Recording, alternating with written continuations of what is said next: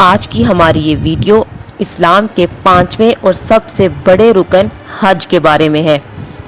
حج جو کہ ہر صاحب حیثیت مسلمان پر زندگی میں ایک دفعہ فرض ہے۔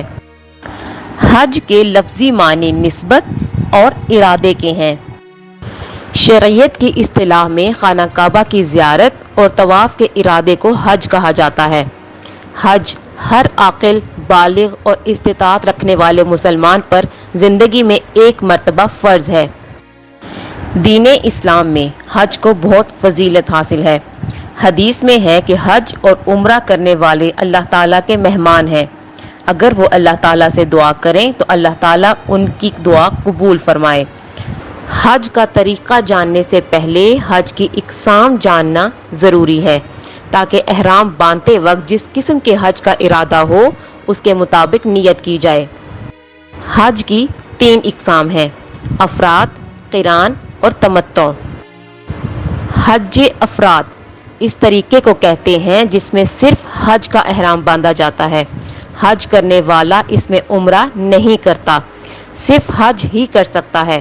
احرام باندھنے سے حج ختم ہونے تک مسلسل احرام کی شرائط کی پابندی کرنی پڑتی ہے۔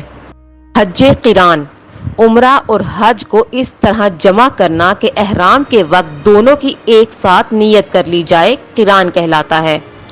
حج کرنے والا مکہ پہنچ کر پہلے عمرہ کرتا ہے، پھر اسی احرام میں اسے حج کرنا ہوتا ہے۔ اس صورت میں احرام میلا یا ناپاک ہو جانے کی صورت میں تبدیل کیا جا سکتا ہے، لیکن پابندیاں برقرار رہیں گی۔ حج تمتع یہ وہ طریقہ حج ہے جس میں حج اور عمرے کو علیحدہ علیحدہ ادا کیا جاتا ہے، اور اس صورت میں مکہ مکرمہ میں عمرہ ادا کرنے کے بعد احرام کی پابندیاں ختم ہو جاتی ہیں۔ پھر 8 ذی الحج کو دوبارہ حج کا احرام باندھ کر حج کے ارکان ادا کیے جاتے ہیں۔ جب کوئی حج کی نیت سے روانہ ہوتا ہے تو مکہ سے کافی دور باقاعدہ نیت کرتا ہے جسے احرام کہتے ہیں، اور اس طرح غسل کر کے اپنے تمام کپڑوں کی جگہ ایک تہمد اور چادر پہن لیتا ہے اور اللہ کی جانب بآواز بلند پکارتا ہے۔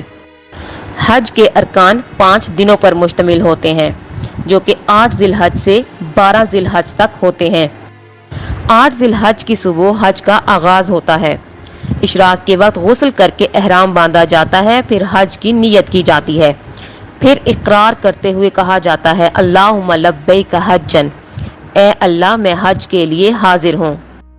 پھر تلبیہ پڑھی جاتی ہے، لبیک اللہم لبیک، لبیک لا شریک لک لبیک، ان الحمد والنعمت لک والملک لا شریک لک۔ تلبیہ پڑھتے ہوئے حجاج نے منی کی طرف اپنے سفر کا آغاز کرنا ہوتا ہے۔ منی پہنچ کر 5 نمازیں ادا کی جاتی ہیں۔ سب سے پہلے ظہر کی نماز ادا کی جاتی ہے، پھر عصر، پھر مغرب، پھر عشاء اور پھر فجر۔ اس طرح سے 8 ذی الحج کا دن منی میں گزارا جاتا ہے۔ 9 ذی الحج کا دن حج کا بہت ہی خاص دن ہے۔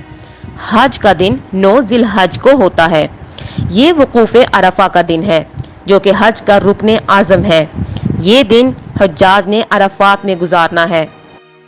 9 ذی الحج کو ظہر کے وقت کے ساتھ وقوف عرفہ کا وقت شروع ہو جاتا ہے۔ غروب آفتاب یعنی مغرب تک عرفات سے نہیں نکلا جاتا۔